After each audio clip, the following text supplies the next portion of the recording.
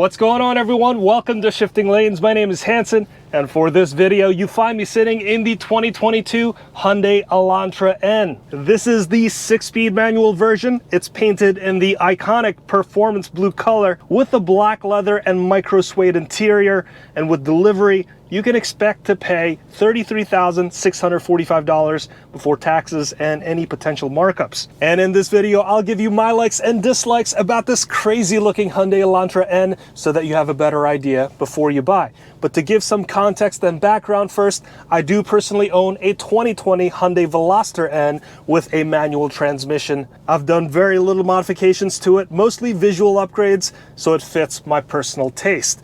I've also reviewed a couple of Veloster N's with dual clutch transmissions, so if you want to see any of those videos, make sure to visit the link down below. I absolutely adore the Veloster N. I love the quirky 3-door styling, I love the driving characteristics, and I am madly, deeply infatuated with how the stock exhaust sounds.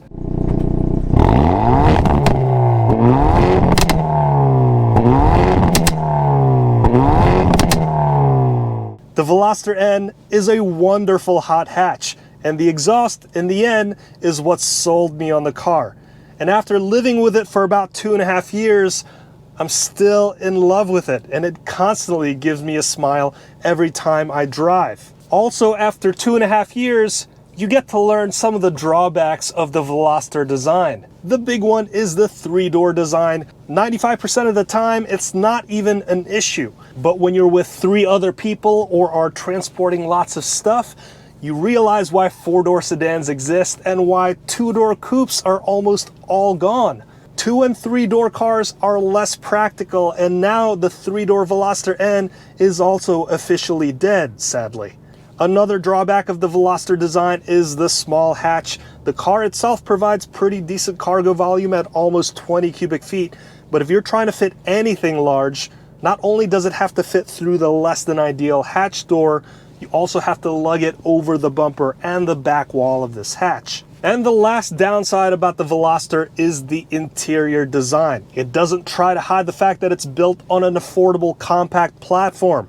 There's acres of budget plastics inside. I don't personally mind that very much, but since I've purchased that Veloster, I've also reviewed lots of other Hyundais on this channel. And the interior styling and materials in newer Hyundais have improved pretty significantly. That, depending on the trim, they no longer look like economy cars. So those issues I have with the Veloster N, albeit small, this Elantra N has fixed. This 2022 Elantra N takes everything that I love about the Veloster N, kept it and improved it, and the things that I didn't like were thrown out the Elantra's left rear door.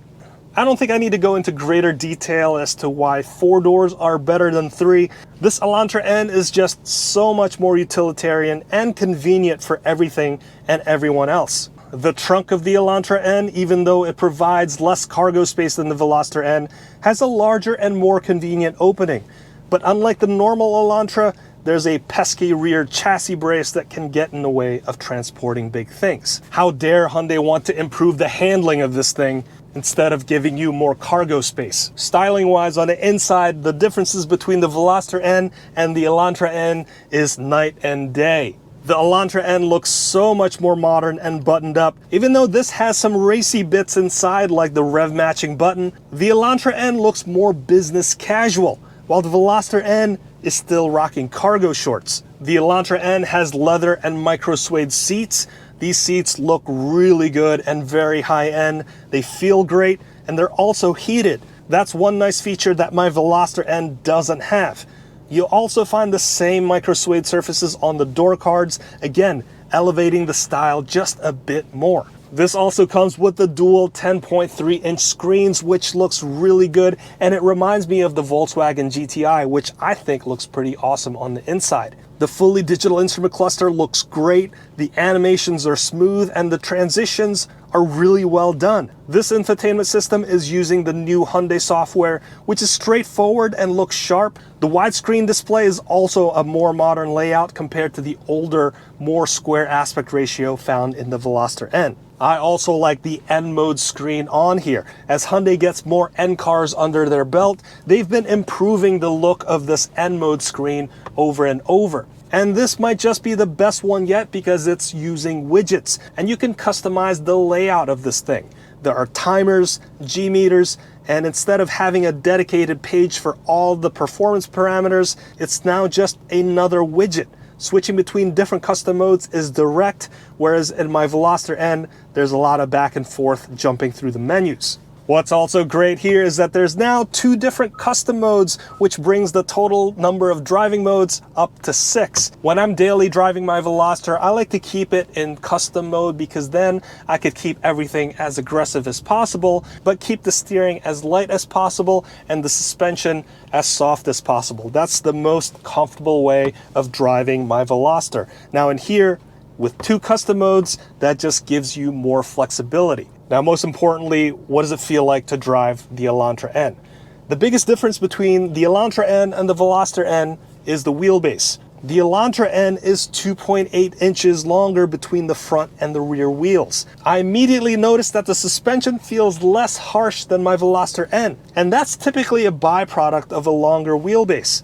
I'm not sure how the damper tuning varies between the modes for each car, but with an N mode, or when the suspension damper is at its stiffest, the Elantra N feels more compliant and less punishing than the Veloster N.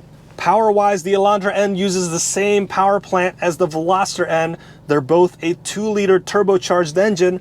However, the turbo in the Elantra N is slightly bigger in diameter by 5 millimeters. So it's making 1 extra peak horsepower, but 29 pound-feet of torque more than the Veloster N. It's a nice increase in torque. However, there's not a noticeable difference. In fact, I feel like the Elantra N is a little bit slower than my Veloster N, at least in a straight line. Perhaps it's the added curb weight because this Elantra N is roughly about 100 pounds more than my Veloster N, but with the manual Elantra N versus a manual Veloster N, I think the Veloster N has a slight advantage. Now, if you go with the dual clutch version of either the Veloster N or the Elantra N, they're both going to be noticeably faster than the manuals. The DCT version has several more things going for it. There's this thing called the NGS or N grin shift, which is basically an overboost function which will give you more peak torque for about 20 seconds.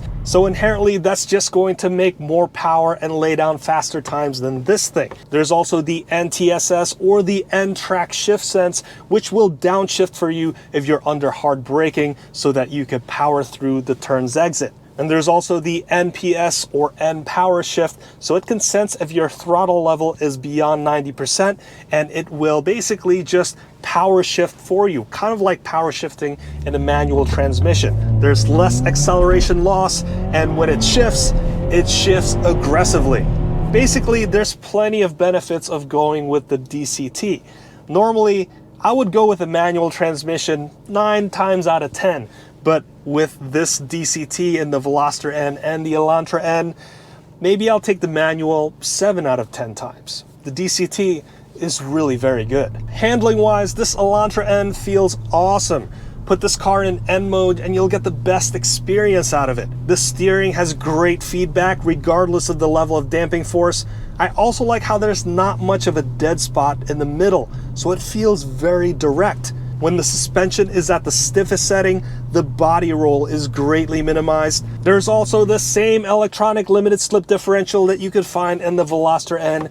Basically, that means that you could have more speed during cornering because it can send more torque to the wheel that has more grip. This Elantra N is such an enjoyable driver's car, but compared to the Veloster N, it's only marginally less fun. I'm talking about very small margins here. The Veloster N feels just a bit more fun on back roads. The shorter wheelbase gives it a livelier attitude, and in general, it feels more of a raw driving experience, which gives the car a lot more character. On the other hand, the Elantra N feels more refined and more grown up, and from a daily driving perspective, it makes a lot more sense. Styling wise, on the outside, here's where you throw out everything I just said about this feeling more grown up. I thought the non-N Elantra already looks terrifying with its in-your-face grille. This Elantra N takes it much further. With this performance blue color and the typical red accents, the front end looks like a scary clown face. It's going to come down to personal tastes. I personally like it because it looks so wild and different, but it may be a big turnoff for others, especially considering how business casual it looks on the inside. On the outside, it looks like an 8-year-old's birthday party. The side of the Elantra N is more easy on the eyes. The big 19-inch wheels is a nice design. The red calipers with the letter N look great. I love the red accents on the side skirts. And the parametric jewel design theme on the doors is a unique way to make this car stand out. And at the back, the dual exhaust looks aggressive from the factory, and the low-profile black spoiler fits the design really well. Overall, the Elantra N is one fine car. From an everyday usage perspective, the Elantra N is so much more appealing than the Veloster N. The interior looks so much better, and it feels more premium and expensive than the Veloster N. I really like the fully digital instrument cluster, and the N mode screen of this Elantra N feels more versatile and flexible. If I could take the interior of this Elantra N and stuff it into the Veloster N, then that would make for the perfect N car. What are your thoughts? Let me know in the comments down below. I know a lot of people are making this tough decision right now. Should I go with the Elantra N or the Veloster N? The choice is kind of difficult.